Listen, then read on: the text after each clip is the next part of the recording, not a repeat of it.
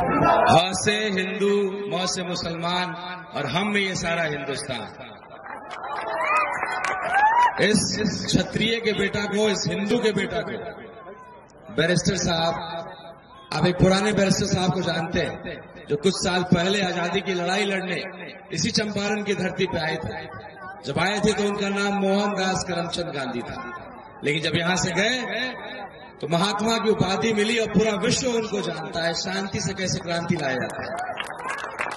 और दूसरे बैरिस्टर साहब जिनका नाम असदुद्दीन ओवैसी साहब है, जो एक शेर है, जो सही मायने में लोकतंत्र की लड़ाई लड़ता है, जो सही मायने में जिसके पास ताकत है, उन ताकतवर लोगों से आंख में आंख मिलाकर के लड़ने का, मोदी जी से लड़ने का। आज जो कैंडिडेट आपके बन के आए हैं आरजेडी से, उनसे केवल एक सवाल पूछिएगा कि आज आप प्रत्याशी हैं आरजेडी की, आप बात करती हैं कि आप अक़लियत की लड़ाई लड़ेंगे, क्या आप मोदी के खिलाफ एक शब्द बोल सकती हैं? एनआरसी सीए के खिलाफ एक शब्द बोल सकती हैं? नहीं बोल सकती, क्योंकि आज जो उनके मैनेजर हैं, जो उनके कार्यकर्ता हैं, वो वही लोग हैं जो कुछ साल पहले भाजपा के कार्यकर्ता थे। वो वही मैनेजर है जो पहले अरमा देवी जी के मैनेजर थे। तो बदला कुछ नहीं है मेरे भाइयों, केवल चेहरा बदला है, टाइटल भी नहीं बदला है। तो इस हिंदू के बेटा को इस पार्टी ने मौका दिया और साथ में तिलक लगा करके मेरे बड़े भाई आदिल हसन साहब ने और हम सबके नेता बैरिस्टर असदुद्दीन ओवैसी साहब ने पगड़ी पहना करके भेजा कि ये जो जहर है समाज में, ये कुछ पार्टियां जो जहर हम लोग के बीच में बोई हुई हैं, उसको काटने निकली है। आप एक पढ़े लिखे नौजवान हैं, आपने देश दुनिया भी देखा है और धरातल पे भी आप उतने ही जुड़े हुए हैं। आप जैसा नौजवान, सीताराम बाबू का बेटा, अगर वो नहीं निकलेगा इतनी हिम्मत करके तो कोई नहीं निकल सकता। और मैं उनका आशीर्वाद लेकर के क्षत्रिय धर्म निभाने निकला। एक क्षत्रिय का धर्म होता है कि अपनी मातृभूमि के मान सम्मान के लिए अपने गर्दन को कटा देना, अपनी मातृभूमि के सम्मान के लिए जो लड़ाई लड़ना हो वो लड़िए। और जिस तरीके से शिवहर की मिट्टी अपमानित हो रही है पिछले कई वर्षों से, आप सबके, हम सबके गार्जियन, बिहार विभूति स्वर्गीय सीताराम बाबू यहाँ के सांसद थे। एक ताकत हम सबके पास, फेनहारा का एक एक वासी जो है जा करके थाना में, पुलिस में, एसपी के पास, डीएम के पास केवल इतना कहता था कि मैं फेनहारा का हूँ, तो लोग कहते ओह सीताराम बाबू वाला फेनहारा, अच्छा सीताराम बाबू वाला मधुआ। ये ताकत था जनता के पास। और सीताराम बाबू को कुछ फोन करने की जरूरत नहीं होती थी, वो केवल कहते थे कि आप मेरे कार्यकर्ता हैं, जाकर के बोलना उस डीएम को, बोलना उस एसपी को, अगर नहीं करेगा काम फिर मुझे बताओ। तो एक दौर था जब ऐसे नेता हुआ करते थे कि अगर फोन भी करे तो डीएम साहब कुर्सी से खड़े हो जाते थे, एसपी साहब कुर्सी से खड़े होकर के फोन पे बात करते थे। और एक आज का दौर है, आज के जो हमारे जनप्रतिनिधि एक बहुत कमजोर हो गए। यही कारण है कि भ्रष्टाचार बढ़ता चला जा रहा है। अफसर जब नेता का कद्र नहीं करेगा, जनता का गार्जियन नेता होता है, और आपका गार्जियन अगर कमजोर होगा, बाहर का होगा, वो आपके दर्द को नहीं समझेगा, वो आपकी परेशानी को नहीं समझेगा। यहाँ स्टेज पे जो हमारे प्रदेश अध्यक्ष अख्तरुल इमाम साहब बैठे हुए, छोटा सा परिचय मैं उनका देना चाहता हूँ। आपको पता होगा कुछ साल पहले एआईएमआईएम के 5 विधायकों को तोड़ने का प्रयास किया गया था सरकार बनाने के लिए। जब नीतीश कुमार जी, जिनका नाम पलटू चाचा के नाम से हम सब लोग प्यार से उनको बुलाते हैं, तो उस पार्टी ने जो है अल्टा पलटी का खेल शुरू किया था और एमआईएम के 4 विधायकों को तोड़ा था। एक 5वां विधायक जो नहीं तोड़ पाए थे, उप मुख्यमंत्री तक का ऑफर मिला, करोड़ों रुपए तक का ऑफर मिला, लेकिन इसका नाम अख्तरुल इमाम है और सही में ईमान का पक्का है, अपने ईमान का पक्का है। वैसे हमारे प्रदेश अध्यक्ष, इस पार्टी में एक एक नेता, एक एक कार्यकर्ता बाकी पार्टी के 100 कार्यकर्ता के बराबर है। ये मैं सुना करता था, लेकिन जब मैं इस पार्टी से जुड़ा तो मैंने देखा कि भाई बाकी पार्टी में सही मायने में कार्यकर्ता होते हैं, यहाँ दीवाने होते हैं। इनको न पेट्रोल में पैसे की जरूरत पड़ती है, न धूप न छांव। आज आप देख रहे हैं डायरेक्ट हमारे ऊपर सूरज की रोशनी और गर्म जो है नजर आ रहा है, लेकिन किसी ने अपनी कुर्सी को पीछे नहीं खिसकाया। तो ये है दीवानगी इस पार्टी के कार्यकर्ताओं की। इसलिए 100 कार्यकर्ता और मजलिस का एक दीवाना बराबर है। आज इस ऐतिहासिक पल का तस्वीर जरूर खींच लीजिएगा। 550 सांसद होते हैं लेकिन आज आपका बेटा, शिवहर का बेटा, आपके फिनारा का बेटा, आपके मधुबन का बेटा केवल चुनाव लड़ने आया तो बड़े बड़े लोगों का पसीना छुड़ा दिया। कल मधुबन में एक सभा हुई थी तेजस्वी यादव जी, पता लगाइएगा, एक मुसलमान भाई नजर नहीं आएंगे। जिन मुसलमान भाइयों को विधायक, पूर्व विधायक को पीछे की कुर्सी मिलती थी, तेजस्वी यादव जी ने बगल में दोनों लोगों को बिठाया हुआ। क्यों बिठाया था? ये मुसलमान भाई जिनके पास आरजेडी वाले वोट तक मांगने नहीं जाते थे, उनको मालूम था ये बंधुआ मजदूर है, कहां जाएंगे, ये तो हमारे पास ही आएंगे। लेकिन जब एमआईएम का प्रत्याशी आया है तो देखिएगा पूरे टाइम जो है आपकी कितनी खातिरदारी की जा रही है। एक एक मुसलमान वोटर की कदर बढ़ गई है। तो ये समय है जागने का। एक छोटी सी कहानी आपको सुनाऊंगा, उससे पहले मैं अपने दूसरे जो हमारे बड़े भाई, हम लोग के गार्जियन यहाँ उपस्थित हैं, जिस तरीके से आज आपको बी टीम की दर्जा दिया जाता है कि भाई एमआईएम तो बी टीम है, ये कहाँ की पार्टी है? हैदराबाद की पार्टी है।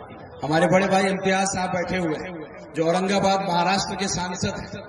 जब पहली बार ये भी चुनाव लड़ने निकले थे तो इनके बारे में भी लोगों ने यही कहा था कि ये बी टीम है, ये चुनाव जिताने आई है भाजपा। और शिवसेना के गढ़ में इतने लंबे समय तक 20 साल 25 साल का जो गढ़ था, उस किले को हमारे बड़े भाई ने ध्वस्त किया और एक समीकरण तैयार किया। उस समीकरण में मुस्लिम भाई, दलित भाई, अकलियत भाई और हर कमजोर जिसकी आवाज बनकर के इम्तियाज साहब जो है सदन में दहाड़ते हैं। 2 शेर आज सदन में हैं। और आज तीसरा बेटा जो हमारे गार्जियन इंजीनियर साहब ने बताया कि 3 भावी सांसद यहाँ बैठे हुए हैं। तो 2 सांसद तो मैं जानता हूँ, वो वोट हो चुका है, वो जीत चुके हैं। तीसरा आपका बेटा है। और अगर इस बेटे को जिसने इतनी हिम्मत की है, आपके दम पे हिम्मत किया है, मुझे लोगों ने बोला, मैंने भी मन से वादा किया था कि अगर किसी लोकल कैंडिडेट की, चाहे वो किसी समाज से, फारूक शेख साहब की मैंने बात कही, अमित कुमार टुन्ना जी की बात कही, कई विधायक, कोई भी विधायक जो हमारा मिट्टी का हो, हमारा लोकल हो, अगर आप उसको कैंडिडेट देते हैं तो मैं चुनाव नहीं लड़ूंगा।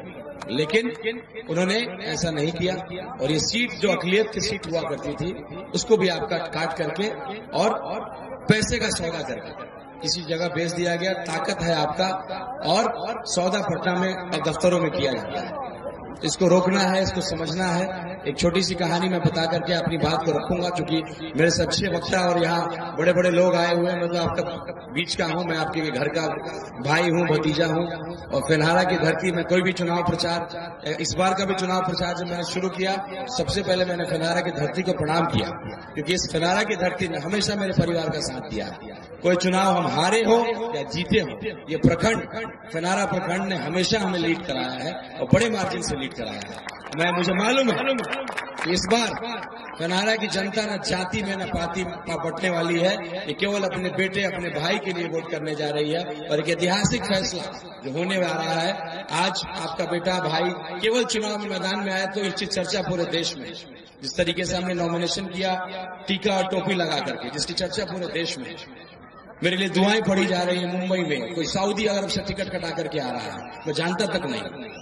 मेरे कई मित्र हैं जो मुंबई में नौकरी कर रहे थे, वो नौकरी छोड़ करके आए। कुछ लोगों ने नौकरी त्याग दिया, कोई फर्क नहीं पड़ता, ऐसा नौकरी मैं दोबारा ढूंढ लूंगा। लेकिन इस बार अपने शिवहर को, मान सम्मान को और अपने जो है अकलियत की ताकत को दिखाना है, अपनी गिनती को गिनाना है, ताकि अगली बार आपका हक आपको मिल सके। एक छोटी सी कहानी सुना करके अपनी बात को खत्म करता हूँ। जिस तरीके से हाथी का बच्चा होता है, उसको बचपन में बांध दिया जाता है जंजीर से, वो बहुत प्रयास करता है उस सिक्कड़ को तोड़ने का, लेकिन उस समय वो कमजोर होता है, छोटा होता है, वो नहीं तोड़ पाता है। और उसके मन में ये बात बैठ जाती है कि ये सिक्कड़ बहुत मजबूत है, मैं इसको तोड़ नहीं पाऊंगा। जब वो बड़ा हो जाता है तो वो प्रयास करना ही छोड़ देता है, क्योंकि उसने बचपन में प्रयास किया था और दिमाग से वो हार गया, अपने बुद्धि से और अपनी हिम्मत से हार गया, तो दोबारा प्रयास नहीं करता है। आप सबसे ताकतवर हैं, अकलियत समाज की बात मैं कर रहा हूँ, आप सबसे ताकतवर हैं और सबसे ज्यादा मजबूर हैं आज के दिन में। सभी जातियों का नेता है, सहनी का नेता है, कुशवाहा का नेता है, यहाँ तक कि मांझी समाज जो सबसे कमजोर, कम पढ़ा लिखा है, उसका भी नेता जो है जीतन राम मांझी जी है। क्या मुस्लिम समाज का कोई नेता है? क्या मुस्लिम की कोई पार्टी है? हम तो बोलते हैं कि एक सीट पे गठबंधन कर लीजिए, हम कहीं और से नहीं लड़ेंगे। आप बी टीम का दर्जा हमको देते हैं, एक भी गठबंधन आप नहीं कर सकते, क्योंकि आपको डर है कि अगर एक पार्टी खड़ी हो गई मुस्लिम की तो पूरा आरजेडी का इंजन जो है गाड़ी से खत्म हो जाएगा। जो करोड़ों रुपए लिए जाते हैं टिकट बेचने के लिए, वो उनको नहीं मिलेगा। तो मेरे सभी गार्जियन से, मेरे सभी भाइयों से आग्रह है कि अपनी ताकत को इस बार गिनाइए, अपनी गिनती को गिनाइए। आप सबसे ताकतवर है और मैं आपको आश्वस्त करता हूं कि शिवहर का एक सांसद दीजिए, अगली बार 50 विधायक MIM का होगा। एक हिंदू का बेटा भविष्य देख रहा है इस पार्टी का। तो जितने मेरे तमाम भाई हैं जो अपना भविष्य राजनीति में देख रहे हैं, उनको मैं बताना चाहूंगा कि यही एक पार्टी है, वरना बाकी पार्टियों केवल पैसा के लिए केवल आपको प्रताड़ित करेगा, केवल आपको झूठ सच बोलेगा। ऐसे कई उदाहरण आपके पास है। तो अब से यही आग्रह है कि जो नारा हमारे अध्यक्ष जी ने दिया था कि अब तक दिया है सबने चोट, अपनी पार्टी अपना वोट, अपना बेटा अपना वोट। मुझे पूरा विश्वास है, एक बार मेरे साथ नारा लगाएंगे, मैं बोलूंगा हिंदुस्तान, आप बोलेंगे जिंदाबाद, ताकि जो आप पे लोग इल्जाम भी लगाते हैं उनको भी जवाब देना है। बाजार का इलाका है, मैं बोलूंगा हिंदुस्तान, आप बोलेंगे जिंदाबाद। हिंदुस्तान, हिंदुस्तान, हिंदुस्तान।